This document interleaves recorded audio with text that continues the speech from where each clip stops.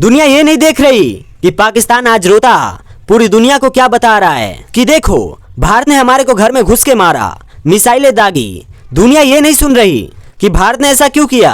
जो दुनिया ये देख रही है कि भारत ने पाकिस्तान के एयरबेस पे हमला किया, वो दुनिया ये नहीं समझ पा रही है कि पाकिस्तान ने मिसाइलें और ड्रोन दाग कर हमारे शहरों पर हमला करने की कोशिश की, और जब पाकिस्तान नहीं माना तब उसे रोकने के लिए हमें उनके एयरबेस को तबाह करना पड़ा जहां से यह हमला हो रहा था। अब हुआ ये दोस्तों कि असली लड़ाई तो 3-4 दिन में ही खत्म हो गई, पर इसके बाद एक और असली लड़ाई शुरू हुई। इसी लड़ाई को नैरेटिव लड़ाई कहते हैं। मतलब दोनों देश दुनिया को यह बताए कि असल में हुआ क्या था, क्योंकि फ्रांस या अमेरिका में बैठे आदमी को यह नहीं पता कि पहलगाम में जिन 26 हिंदुओं को मारा गया, उन्हें मारने से पहले उनका धर्म पूछा गया। क्योंकि ज्यादातर वेस्टर्न मीडिया तो यह छाप रहा है कि पहलगाम में एक गनमैन ने टूरिस्टों को मारा, और यही असली बदमाशी है जब वेस्टर्न मीडिया आतंकवादी को गनमैन लिख देता है, ना तो गनमैन लिखकर वो उसे छोटा मोटा क्रिमिनल बताता है।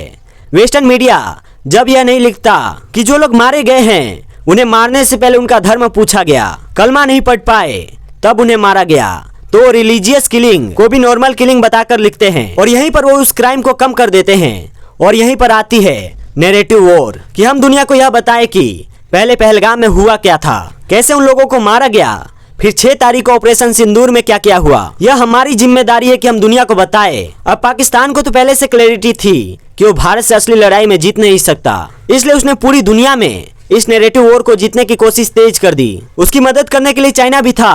फिर जिस तरह भारत ने बड़े लेवल पर रशियन हथियारों के दम पर पाकिस्तान को पीटा, यह बात भी अमेरिका और यूरोप को पसंद नहीं आई, तो वो दोनों कंट्रीज भी भारत की जीत मानने को तैयार नहीं थे। चाइना को भी यह बात अच्छे से पता चल गया था कि पाकिस्तान के भारत के हाथों हारने के बाद पूरी दुनिया में चाइना की ही बेइज्जती हो रही है, क्योंकि पाकिस्तान लड़ तो चीनी हथियारों से ही रहा है। तो चीन और पाकिस्तान ने ये किया कि बाहर के अखबारों में ये प्रोपेगेंडा फैलाया कि पाकिस्तान ने भारत के इतने जेट्स गिरा दिए, भारत की बड़ी हार हो गई। पाकिस्तान ने बड़ी चालाकी से सिर्फ इस चीज को इशू बनाया कि हमने भारत के इतने जेट गिरा दिए, इसका मतलब है कि हम जीत गए। अब मुझे ये कहने में कोई हर्ज नहीं है दोस्तों कि भारत में भी बहुत सारे लोग उसके इस प्रोपेगेंडा में फंस गए।